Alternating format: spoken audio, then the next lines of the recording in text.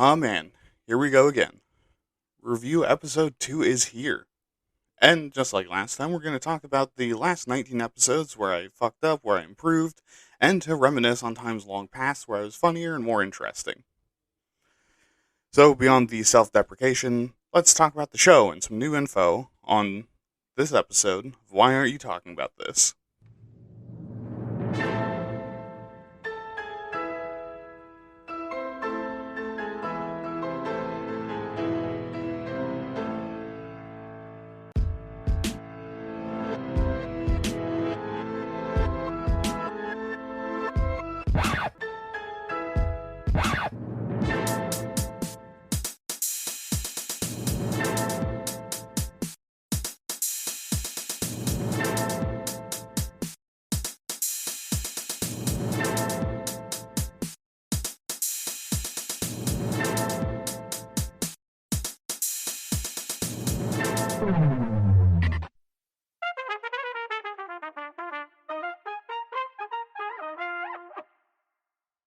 Hello, everyone, and welcome to another episode of Waytat. I'm your host, William, and I will be your guide through an MTV roast of myself.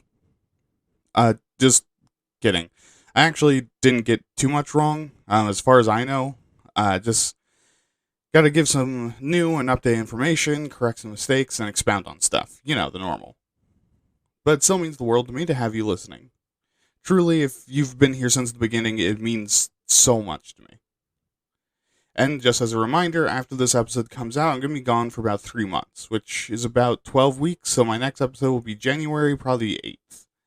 And I'm taking this just to have some time to myself, do some of my other projects in writing, decompress a bit, and also make sure when I come back that it's with episodes and hopefully some stuff to help grow the show like ads. So hang in there, I'll be back. Let's get to the show. Okay, so we're going to be starting on episode 21, talking about plastics and forever chemicals. Oh, and also, before I forget, because most of the topics this round were a lot more granular, I don't really have big news stories about anything being changed, so just keep that in mind. Although with the plastics episode, scientists did find a species of fungus that breaks down plastics, and it seems pretty environmentally neutral, so, that's good news. But for the most part, the only big correction to issue is that silicon is in fact rubber, not plastic. I know it's for a joke about sex toys, but hey, I figure I might as well try, even if it's for a dumb joke. Other stuff in that episode is mostly remembering information that has since slipped my mind. Like how plastic used to be used as an exfoliant in stuff like face creams, and I believe a lot of brands still do use some form of plastic, but it's just fucking wild to me considering our stance on microplastics. Oh, or my plastic packaging rant, where it really feels like companies want to overproduce plastic bullshit you're meant to throw away, or how the government sucks greasy pig balls at dealing with plastic waste. Especially with putting so much of their job on us. Okay, but moving on to garbage and waste management. If you guys didn't know, I'm not sure if I've said it in an episode, I've moved jobs since that episode came out, and I no longer work in the meat packing industry. And while they don't toss dead employees out in the dumpster out back, we have EPA guidelines on this one. It's still true that basically all blue collar labor. It's still true that in basically all blue collar labor, it seems most of the garbage cans are used for everything, and all end up back in the same place. And really, it's not our fault for the most part. It's just very difficult to organize and sort in a way that actually matters. Like, where I work now, they'd be sorting through about 10,000 dirty nitrile gloves, plastic wrapping, absorbent pads filled with chemical process, rubber O-rings, cans and bottles, phlegm, spit, cum, and the collective desire to live of the employees, as well as whatever paper towels that have been used to wipe all of that up. And that would be every night. It's a lot more feasible, and with the chemicals we work with, safer to just toss it all together. Also, even though how I started my soapbox scared the shit out of me, I still agree with it to some extent. Our garbage system isn't the biggest issue in the world, but holy shit, do we need to do something about it. Oh, and you'll be happy to hear I've since gotten help for my condition. I don't have to say nice whenever I say 69. Nice. Finally, for this episode, I did manage to track down the name of that Roman hill that I referenced in the history section. Monte Testaccio is an actual place in Rome, and it has a lot of pagan and Christian religious significance, military history, and is a great archaeological site. I didn't really have anything for corporate welfare, just that was an episode where I think everyone should be mad. And then for land management, I did have two things. So first is something I didn't mention about conservation grazing. It's actually been a very common practice throughout much of world history. In particular in the Middle Ages, since pigs were pretty short and also didn't have wool to get tangled in undergrowth, and were still pretty badass to try and kill from a predatory perspective, they used them in conservation grazing in woodlands and forests. Both to keep the pigs well fed with a varied diet, but also because they keep the woodlands more navigable for foot traffic. The other thing I wanted to address was me saying, obviously, the Chinese and Japanese, because I might come off as maybe a little racist. I said that because those two cultures seem to always do the shit that we consider super advanced in the West extremely early in their history. Alright, on to infrastructure. So, firstly, I got way too big for my britches this episode and promising a Patreon, which, judging by my 3-month break, probably not, unless you guys want me to. I mean, let me know. But this episode really had a lot of surprising things in it, and there are things I want to draw attention back to. Like how in the BCs, there were road systems that spanned across the Middle East and North Africa, and all over Greece that were massive. Large enough for chariot travel down both sides of the road. Or the Greeks putting boats on wheels to drag it across the land instead of carving a canal. People in the ancient days were nowhere near as stupid or helpless as we think they were. I also didn't mention in that episode, but the whole thing with, how our roads are shit when Roman roads are still around is really dumb. Because modern roads need to be able to handle constant movement from several ton vehicles, usually going 40 plus miles an hour. Because modern roads need to be able to handle constant movement from several ton vehicles going at 40 plus miles an hour, compared to Roman roads having to deal with foot traffic, horse traveling carts going less than that, and much more rarely. Oh, and also in the modern day, the whole thing of a fucking third of our bridges across the US are being entirely unsafe is bonkers. Also, when I re-listened to the episode, I didn't remember that we lost so many levees. Holy shit, what the fuck? We're not sure where they are, and it's not financially or logistically feasible to look for them until they collapse and cause a flood. But all of that, we're still at a C- for our infrastructure. That's a fucking passing grade. A passing grade with a third of all bridges almost collapsing and losing most of our levees. Yeah, you can probably assume we're graded on a curve. Mental illness is next. And, first of all, I really need to get ready for a vitamin D deficiency again. Also another shout out to Cherry City Studios, but into the actual content. So first, I still think the neurodivergence is evolutionary, but I have done a little bit of research into that, and I have seen studies that suggest that's not the case. Which, for my personal thoughts on things, kind of sucks. But I'm going to believe the science.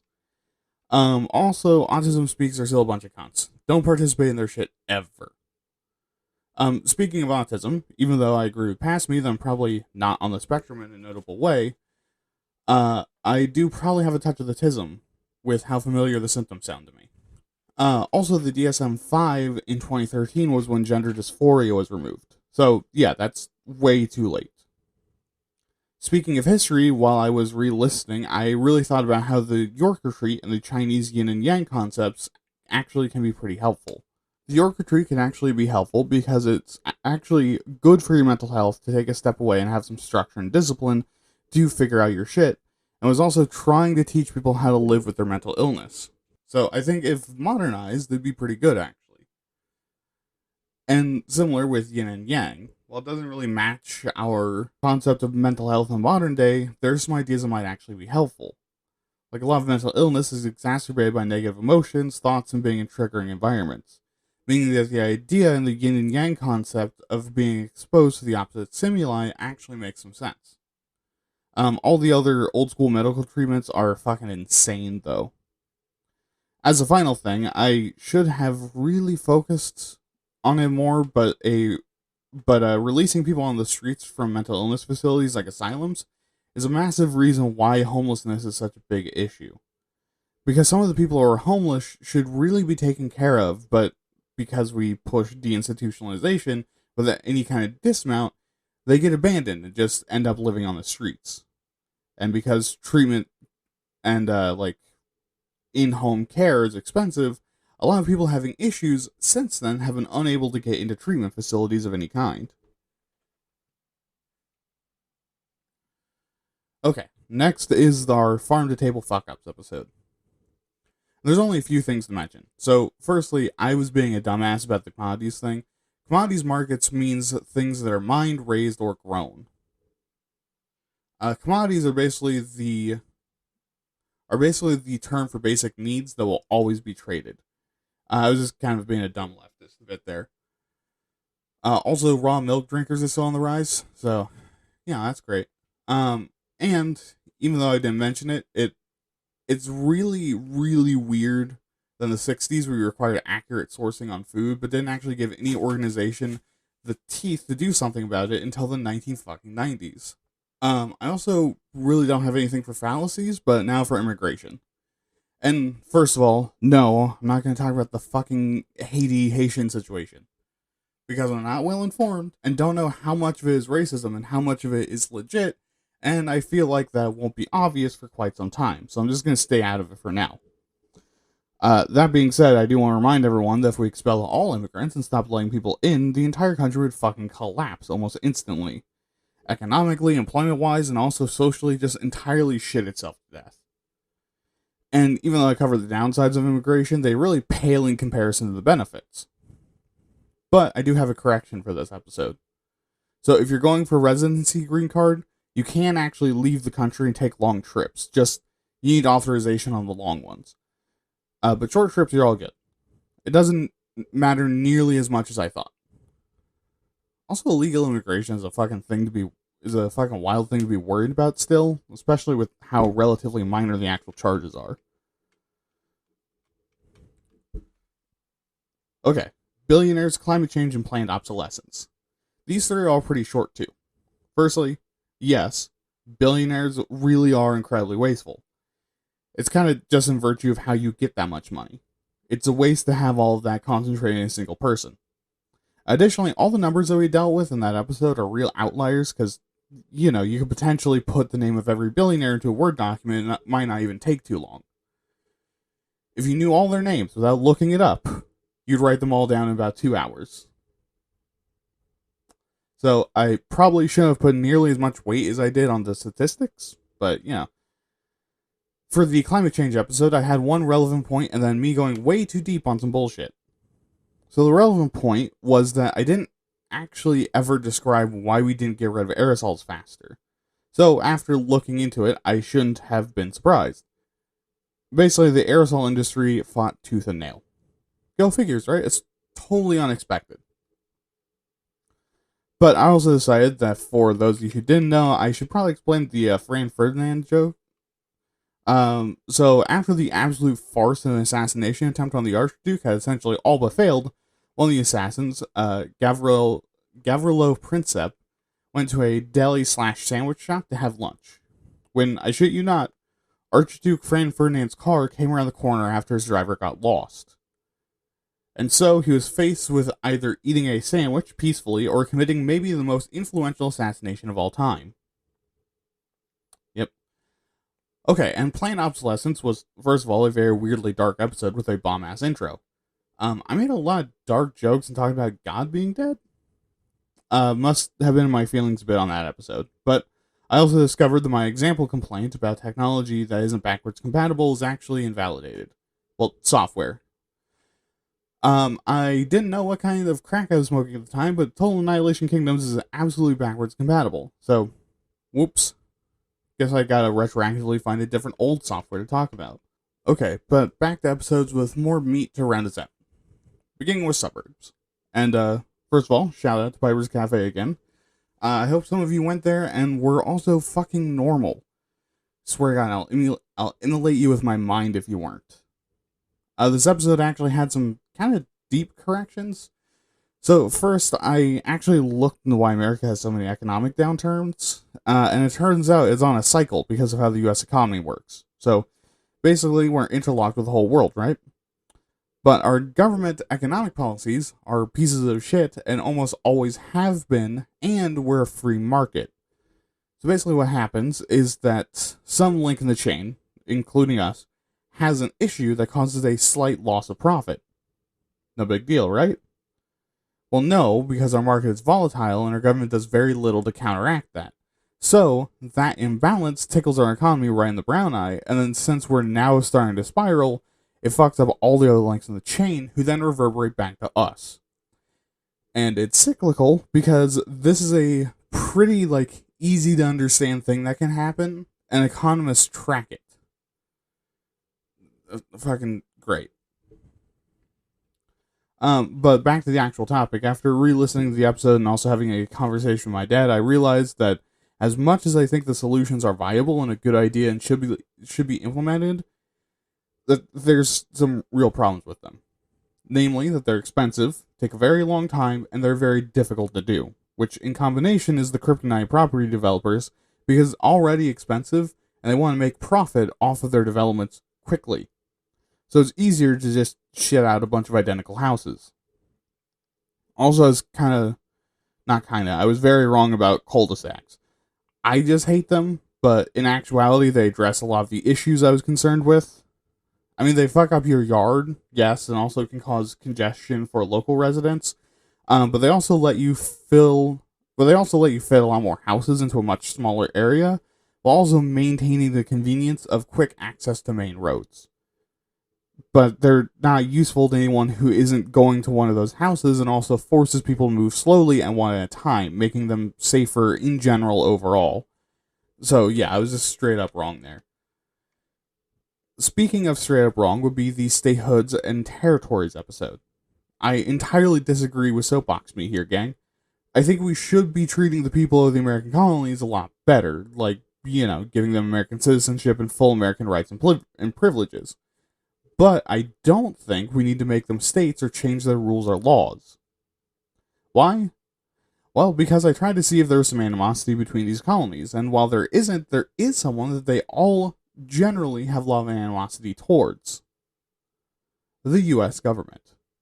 Most of the Pacific colonies and territories fucking hate the government and are happier being territories because the U.S. is such a scumbag. So, yeah, fair. Also in this episode, I talked about the South having a misinput that started the Civil War, and I wanted to clarify, basically the first shot of the war, at least as far as we recognize now, there was a cannon battery set up that fired at Union Fort. Now, the cannon battery was placed there to posture, not to fire. But either someone took some initiative, made a genuine mistake, there was a freak accident, or they misunderstood orders, and regardless, it went off. And the last episode that's not too recent to cover is taxes. So in this episode, the really major thing is to be more specific about the political statement that was being made at the Boston Tea Party. So the reason why the people involved wore Mohawk disguises, which I also learned wasn't most of them, instead most wore Narragansett disguises. I'm sorry, I really do not. I tried to learn how to pronounce that. I have no idea. But a big reason was to reject Britishism and embrace the new concept of American, while also dressing like native groups that had some beef with the British, as kind of like a political jab that we're more like them than you. However, it was also throwing them under the bus, but hey, that's pretty American. Also, this episode gave me a good idea listening back. When we briefly talked about Japan having issues and some of the cracks in their system that's expanding, I realized that being America-focused is very limiting for this show. I mean, trust me, we aren't running out of issues, but I picked America for WayHat because this is where I'm familiar with the issues. But, I mean, hey, if you live in Japan and hear this, reach out to me and we can discuss creating WayChat Japan. But the issues I was specifically focused on in regard to taxes was not being able to support Social Security, because their younger population is too stressed, overworked, and socially stigmatized to really have the time or desire for children. But their population is aging rapidly, and so the national Social Security is starting to run dry. We don't have that as bad in the US, but we're starting to see that in the US too. But with that, we're done with updates and done with the episode. So thank you so much for the support so far, and make sure to send in corrections and comments for future episodes. Alright, let's go to the end. Man, time does sure pass by fast. To think I was doing episode 20 basically just a year ago. Hopefully me having less to talk about is a good sign. Anyways, if you have opinions, advice on how to make the show better, updates I missed, pictures of your bussy or gawk, or really anything else you want to tell me, make sure to email me at waytatpods@gmail.com. That's WAYTATPODS@gmail.com. Remember to check out my other podcast, Waytat Nerd, where I do basically the same thing but with nerd topics like fantasy, sci-fi, role-playing games, etc., where I hope you'll like the topics just as much. And also remember to follow me on Twitter at Waytat_pods for more episode announcements. Have a good night, don't murder, have fun, and remember, for the fuck of Satan, that was a joke, don't actually send me pictures of your genitals. This has been Why You're Talking About This. I've been your host, William. Good night.